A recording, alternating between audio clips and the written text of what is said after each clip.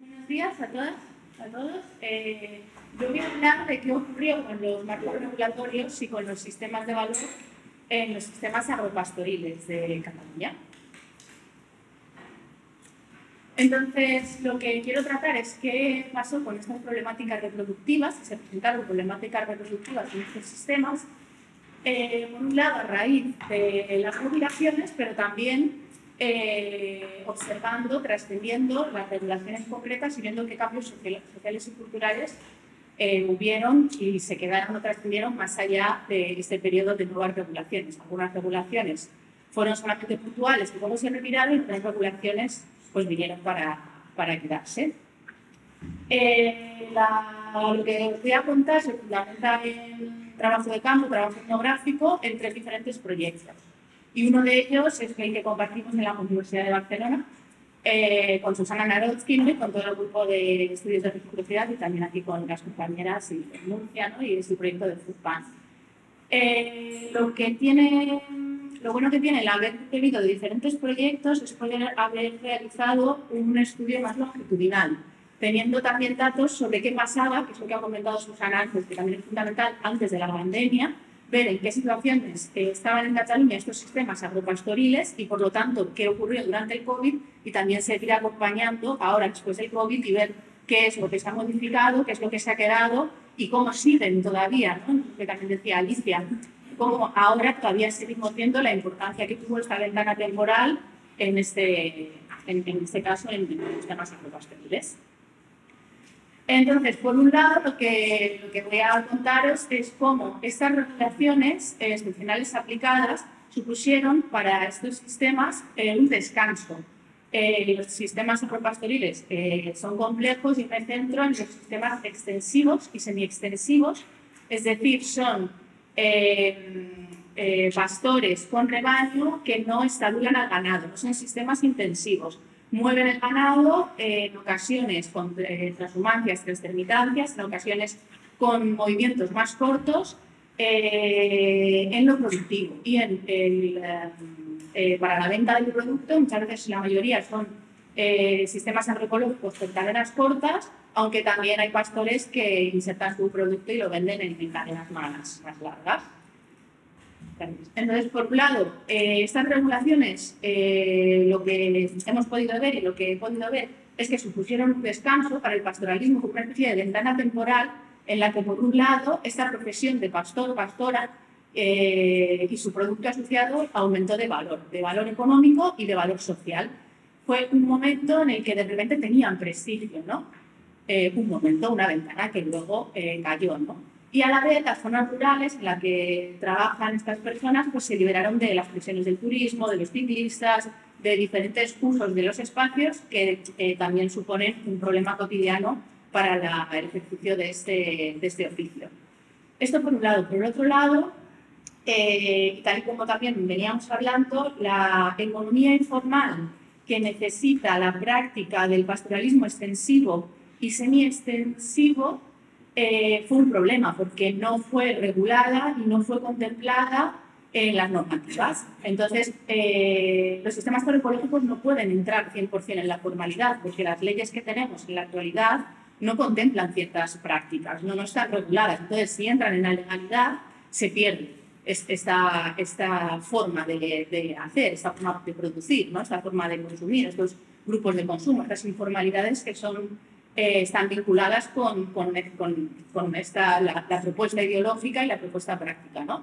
Entonces, todo esto no fue contemplado, entonces fueron relegados a la marginalidad y a la clandestinidad, invisibilidad, ¿no? Que también nombraba Susana, y esto fue pues, un gran problema, ¿no? Para la continuidad y la reproducción de estos sistemas. Y a la vez, también, más allá de las regulaciones, los cambios culturales y sociales que acontecieron durante este periodo, temporal del COVID, supusieron un incremento de esta presión del acceso a la tierra y la especulación de la vivienda rural. Entonces hubo un desplazamiento de la economía del pastoreo y, por el otro lado, se ve muy bien esta relevancia de la esencialidad oportunista, ¿no? Cuando la sociedad interesó cambiar el sistema de valor hacia los pastores, lo hizo, luego pues abandonando, ¿no? Estos sistemas de valores y cayendo incluso por debajo pues, del valor que tenían previo a la pandemia. Los datos con los que cuenta recogidos para la ponencia y para diferentes publicaciones, pues son, sobre todo me centro en pastores, pastoras que trabajan con caprino, con cabras y con ovino, con ovejas, en diferentes partes de Cataluña. También he visto algún porcino, pero sobre todo en extensivo. Son cabras y ovejas, y he podido coger datos de los propios pastores y sus familias, pero también de la administración, de veterinarios, ¿no? De agentes regulatorios, lo cual ha sido interesante, ¿no? Sí, para estos discursos. Entonces, el pastoreo como tal tiene muchas definiciones, también depende desde dónde nos acerquemos a observar el pastoreo, pero lo fundamental es que está la figura de la pastora o del pastor, que son estos trabajadores que gestionan los itinerarios de los animales y que lo que tratan es que el ganado se alimente mejor, sin que se alimentaría si estuvieran estabulados o estuvieran en mallas eléctricas, si no estuviera esta persona, ¿no? Trabajando. Y hay muchos tipos de pastores y muchos tipos de movilidad dentro del pastoreo. Siempre tratando de imitar de alguna manera este movimiento natural de los herbívoros, ¿no? Para aprovechar mejor los pastos. Por lo tanto, había un componente de movilidad, ¿no? Intrínseco dentro de sus prácticas. ¿Qué pasa? Que la situación del pastoreo, pese a que es un importante medio de vida todavía para muchas personas y que además cada vez hay más estudios ecológicos, biológicos, ¿no? Dentro de las ciencias medioambientales que defienden cómo son un papel clave para reintroducir el carbono en los suelos y cómo son aliados en la fertilidad de los suelos y cómo gestionan los sistemas boscosos.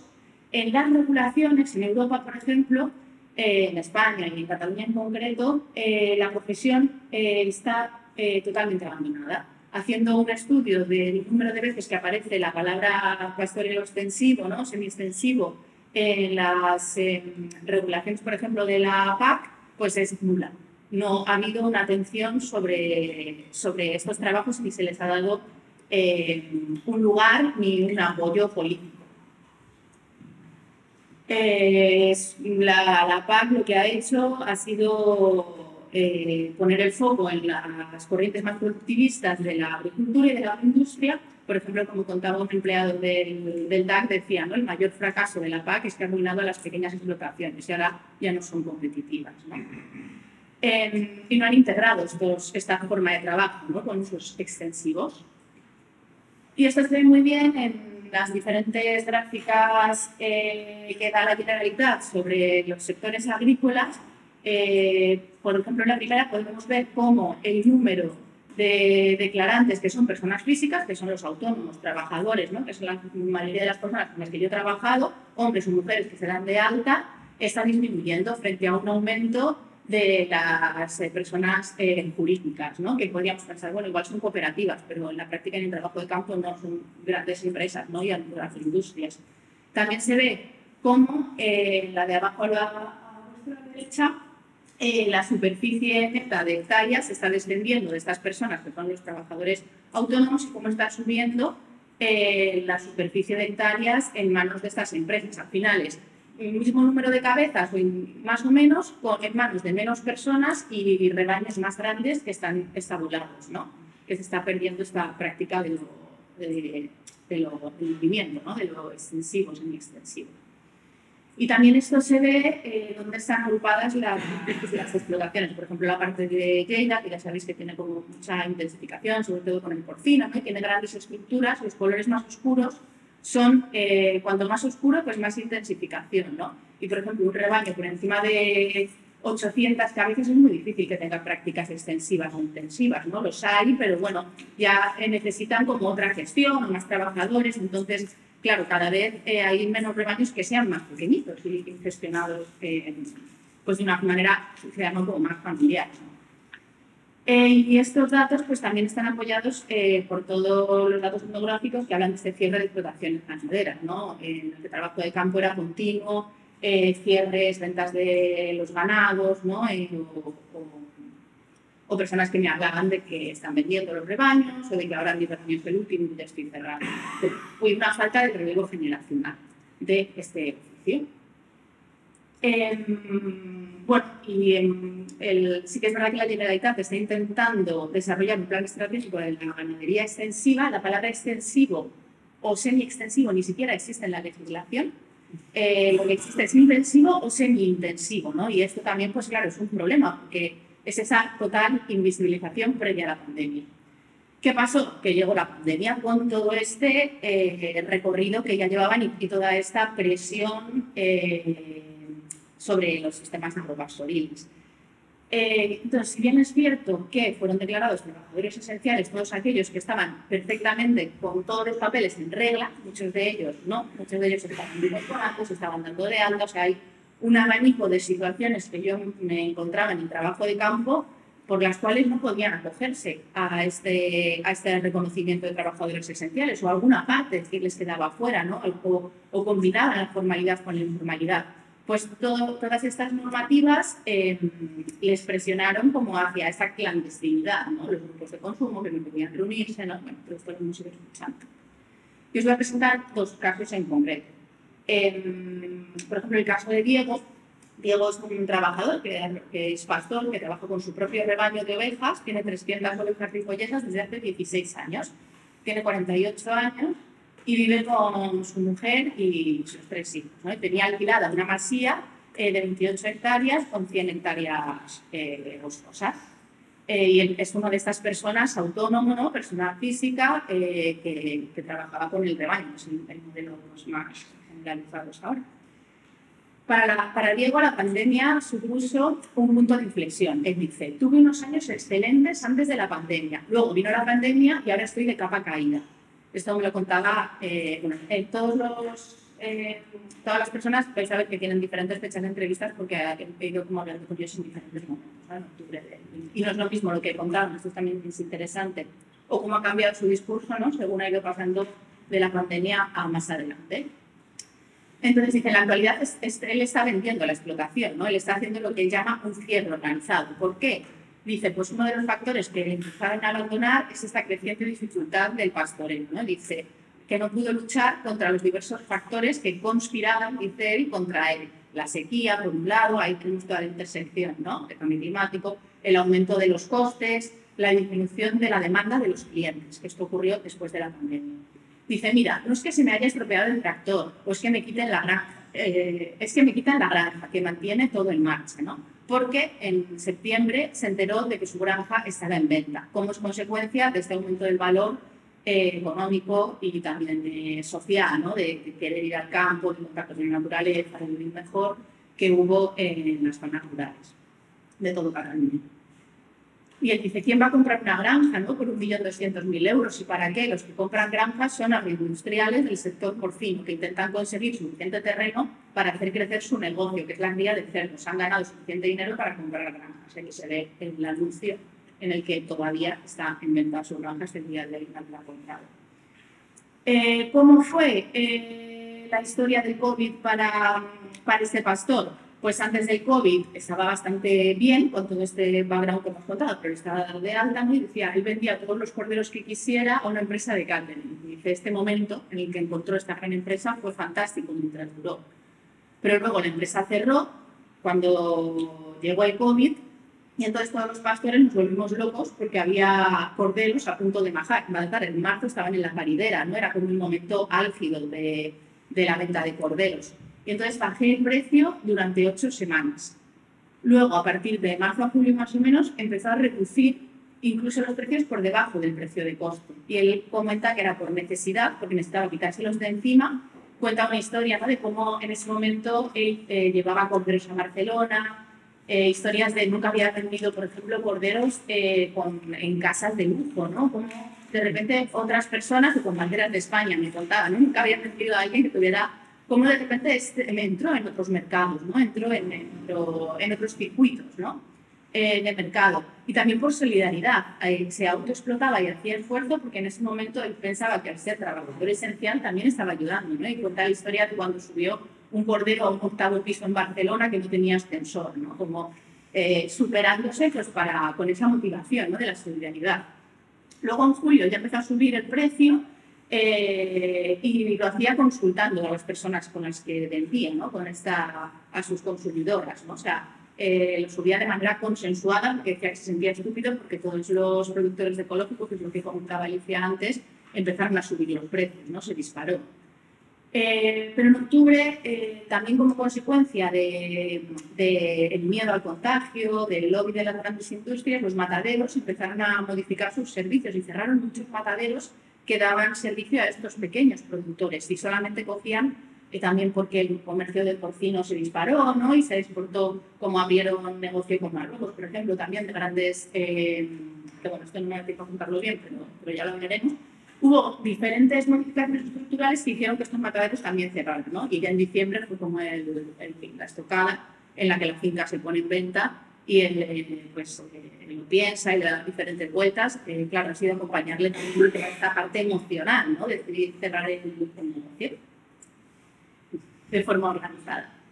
Entonces, ¿qué dice él, ¿no? Sobre esta valoración? Me sentí como un bombero alimentario. El tema del reconocimiento. Creo que el sector primario pocas veces ha sido reconocido como sector de primera línea y servicio esencial y no lo volverá a ser, dice él. Él dice que la policía le dejaba moverse, que le trató bien, ¿no? Y también hablaba de esta ventana que decíamos, de bienestar en su trabajo. Que decía, fue una felicidad difícil de explicar. Solo, sin ruido, sin ninguno de los aportes negativos de la vida moderna, en estos conflictos con los runners, con los que les abre la puerta y no se los cierra, ¿no? Con todos estos, con los perros domésticos que persiguen a las ovejas, ¿no? Pues estas tensiones de los usos sociales y de ocio de su espacio productivo. Y dice, bueno, esto que la vuelta a la vida normal hizo estallar la burbuja de reconocimiento, ¿no? En la que habían vivido. Llegó el verano, la gente pudo salir y querían una vida fácil. No me cuentes más historias de estas, ¿por qué me importan los campesinos que llevaban mi comida hasta el 8º piso de Barcelona? ¿No? Dice, no han pensado los productores desde entonces, fue una cosa de la pandemia, un espejismo durante la parte más dura de la pandemia y luego dejaron de preocuparse, ¿no? Este resentimiento que aparecía en diferentes entrevistas. Vale, me quedan 3 minutos. No os voy a contar este caso de estudio, os doy 2 pinceladas y os voy a poner un pequeño vídeo para escuchar sus voces de 2 minutitos. Pero bueno, así como 2 pinceladas de la explotación de María y de Fede, esto está. El caso es que ellos tuvieron una burbuja enorme de revalorización, no tenían los papeles, la gente empezó, coincidiendo con la apertura de bares, empezó a ir a visitarles. Y entonces montaron un Instagram, subieron hasta 3.000 seguidores y el gobierno, o sea, el ayuntamiento de su pueblo se vio como forzado a darle los papeles, ¿no? Y entonces de repente pues cambió su condición social y también tuvieron un problema con la vivienda y les echaron. Y bueno, la historia de Fede es interesante porque tuvo un brote de salud mental, ¿no? Por toda la presión que vivió. Pero bueno, os pongo el vídeo y cerramos con el vídeo. El vídeo es parte de un trabajo participativo de esta metodología colaborativa que he hecho con las personas con las que he trabajado. No va, o sea, hay testimonios del COVID y de hecho estamos montando un pequeño vídeo que hablará en concreto del COVID. Este es más en general y es un pequeño documental etnográfico para que las pastoras y los pastores pues, como reivindicar de alguna manera esta dignidad de su oficio. A ver si... Vamos para allá. ¡Hey! ¡Por favor!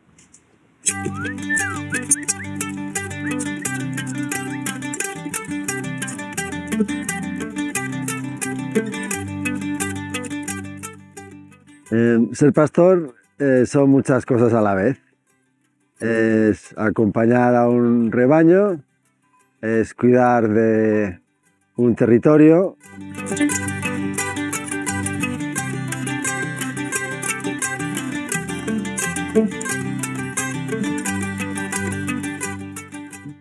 Para mí ahora mismo és una forma de ser revolucionario o de ser activista. Tothom s'omple la boca en que falten ramats i que hi haurien d'haver més ramats perquè prevenció d'incendis i tot això, però després la realitat és que cada any els ramats d'ovelles i de cabres van desapareixent i això se sap i ningú fa res. La pregunta es, ¿quién es capaz de comprar una finca por 1.200.000 euros para hacer qué? Si yo mato un cabrito en mi casa, que es la manera que el animal va a sufrir menos, pues para hacer la actividad que nosotros hacemos hemos tenido que poner hilos de pastor eléctrico que molestan a los ciclistas. Y son industriales del sector porcino. Intentan proveerse de la base territorial suficiente para poder crecer en su negocio, que es el porcino. Nos estáis empujando a que no nos salga y por nuestros huevos nos va a salir, es que...